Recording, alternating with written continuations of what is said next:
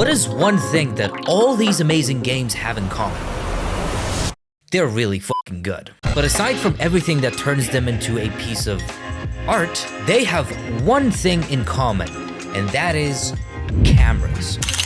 That's right, cameras can turn something utterly boring and turn it into a godly creation. It's a masterpiece. They can also, at the same time, turn something amazing into Wendy's bathroom. But how does that happen exactly? I mean, I thought cameras were about movies or cool Instagram pictures, not games. What the f is so hard about putting your subject in a frame and just making sure they're there? Well, as it turns out, a shit ton. But in order to understand game cameras and why they're so important in games today, we need to look back. See, cameras are one of the most fundamental aspects of cinema. It's a well-known fact. It can range from different lenses, angles, all the way to wacky tricks that make you go like, oh, cool. They each serve a purpose, like a high-angle shot shows the subject's weakness, or a Dutch angle shows discomfort, terror, or confusion. I mean, the list just goes on and on and on. And that is only one aspect of cinematography. Combine that with color, editing, framing, zooming, and special effects, then you start to see just how powerful of a tool this is, because it can convey subtle things as well as profound emotional impact. And over the years, filmmakers absolutely mastered their craft. And while all of this was happening, we were introduced to another medium of expression, games. Not long ago, we used to have games that looked like this, and then they looked like this, and finally, they turned into this. You can see the similarities with movies right from the get-go. The cutscenes follow the same basic formula as in cinema because they are movies in a sense. And we've already made a bunch of rules, why fix it if it ain't broken? So that's it then. Here's a bunch of rules to keep in mind, then off you go, right? Well, not so fast. See, what makes game cameras infinitely more complex, however, is that your shot doesn't end here. It continues. And I don't mean as in one continuous shot all the time, because that is only one style of doing it, like in the last two God of War games. I mean in the actual gameplay. This didn't used to exist, because in movies you just watch a story unfold before your eyes. You don't physically have any choice in where to look because it's linear. And while cutscenes in games usually follow the same principle, it's entirely different in gameplay. We have something new that we're not quite sure how to approach, because on the one hand, you want to have the practical, hey, have fun playing this game approach, and on the other, how do I make it not look completely weird? And what the fuck is gameatography? Cameras in games aren't physical cameras, and that's a huge challenge. You don't have takes like in movies, which means that you effectively have infinite positions to place them inside and outside of cutscenes. If I choose a high-angle position to make the player see everything better, am I also making the character appear small and weak? And would my environment look smaller as well? What if I make the whole game into first-person perspective and the story is about he, him? Am I being inconsistent somehow? Well, the answer is yes and no, because you don't have viewers anymore, you have players. And this is the core of the complexity. We can learn a lot from bad camera positioning, which can absolutely ruin your experience playing a game, exactly in the same way it can ruin a movie for you. It can be a little subconscious nerve tickling, or just be outright annoying and in the way. There are a lot of examples of bad camera placements in games. These games were not cinematic nor practical, and we know a lot about what to do when it comes to cutscenes, and they alone are usually not the problem. The problem is how to tie that in with gameplay and carry the same level of immersion outside of cutscenes. When there's a huge gap between cutscenes and gameplay, it starts to feel ridiculous and cartoonish. So game cameras have to hit two birds with one stone, be visually pleasing and practical at the same time. And in general, we have four types of in-game cameras. There is the first-person perspective, third-person perspective, fixed cameras, and finally, dynamic ones. Keep in mind that each placement can convey a particular emotion, atmosphere, story, and have practical implications at the same time. You want to know what else has practical implications? Subscribing to this channel. A survival horror game feels a lot scarier if it's in first person because you have less of an emotional barrier to the actual threat. You feel closer to the character, and you can't see what's behind you if you don't turn around. But then it can also limit how much you can see in general, or how well you can play, both of which contribute to the overall feel of the game. With gaming hardware getting better and better every year, we don't have the distinction between a traditional cutscene and gameplay. Heck, even loading in general is a thing of the past. This makes things rather complicated because you have to integrate what's cinematic with what's practical for players.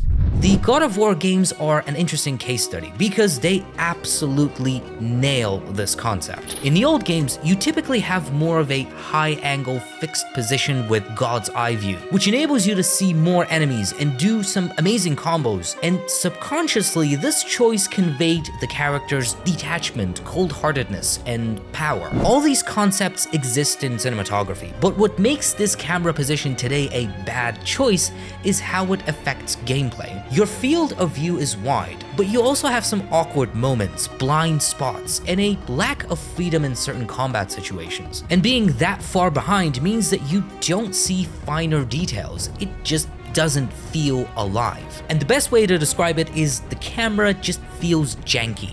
In contrast, the last two God of War games completely redefined and reevaluated the formula and understood the importance of camera. The new over-the-shoulder view is much closer to Kratos, which complements the emotional, vulnerable tone of the story perfectly. It follows the character throughout the story as one continuous shot, and it's dynamic with seamless transitions in and out of cutscenes, making you feel more immersed and invested in the story. It's as if you're accompanying these two travelers in these events. When a game just feels right, a big part of that is the camera placement. And in terms of practicality, God of War rebuilt the whole combat system. You no longer need to have 20 enemies swarming at you to feel the same level of anxiety when only 3 enemies start attacking you because the camera is much closer. Enemies appear bigger and stronger, and the finer movements are more visible, paving way for complex animations, harder individual enemies, and a greater range of movements, drawing you closer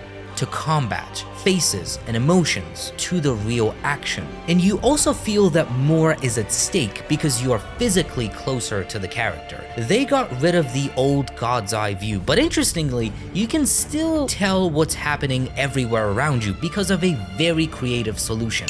A big part of God of War games was feeling powerful, like you can absolutely shred every single thing in front of you, and at the same time, the threat feels real enough to kill you if you take it too easy. So the old solution was to just have more enemies charging at you, and you can see them coming from all directions. But here, it is this guy, Mimir, who warns you if an enemy is attacking from behind. So basically, you see everything. You have the practical benefits of God's eye view without sacrificing the emotional tone or the practicality. Pretty fucking creative, right? Pair that with frame-perfect in-action movements and shakes, and you get yourself a game that understands cameras. Now sure, do you still have awkward moments occasionally?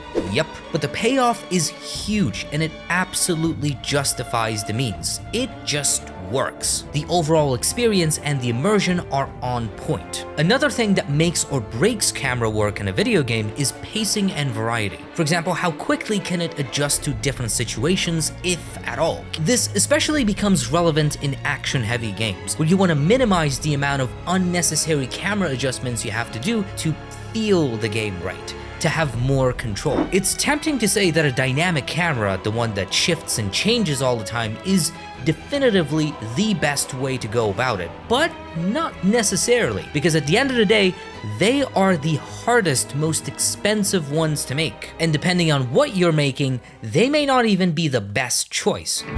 Consider Until Dawn.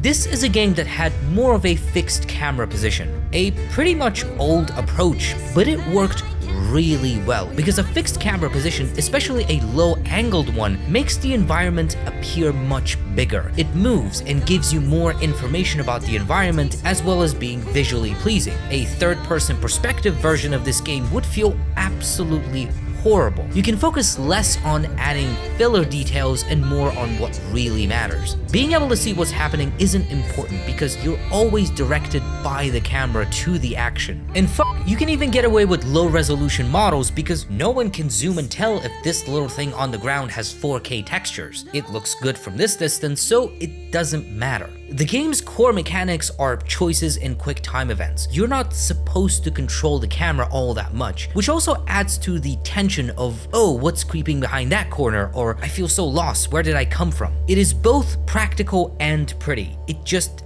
feels right. Feeling is a big part of what makes or breaks a game, and cameras play a big role in that. By placing the camera in a specific spot, you can create tension, hide the flaws, enhance the world and the gameplay, and even tell stories that complement the game's story. And not to mention that each section of a game might need a different camera angle for practicality or cinematography. And when a game does that well, we have an absolute masterpiece on our hands. Thank you so much for watching. Let me know what you think down in the comments.